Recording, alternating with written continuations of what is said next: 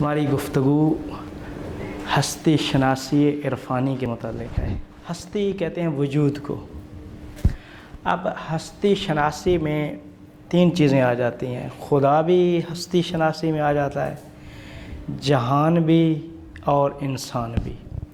ہستی شناسی یعنی خدا و ما سوائے خدا کی شناخت۔ ابن عربی اس میں لکھتے ہیں فصوص الحکم میں کہ خرجت الاشیاء عن الاحدیت، ساری اشیاء اس ذات سے خارج ہوئی ہیں، اس ذات سے باہر آئی ہیں۔ تمام اشیاء کی تخلیق سے پہلے، جہان اور انسان کی خلقت سے پہلے یہ چیزیں کہاں تھیں؟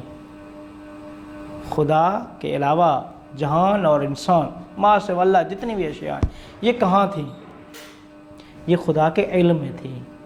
اب یہ خدا کے جب علم میں تھیں تو خدا کے پاس جو ان کا وجود علمی تھا، اس وجود علمی کا تقاضا یہ تھا کہ ان کو وجود خارجی عطا کیا جائے، وجود عینی عطا کیا جائے، تو لہذا خدا نے ان کو وجود عینی عطا کیا۔ تو جب وجود عینی عطا کیا تو پھر جہان اور انسان اور یہ بن گیا، وگرنہ یہ ساری کی ساری چیزیں خدا سے جدا نہیں ہیں۔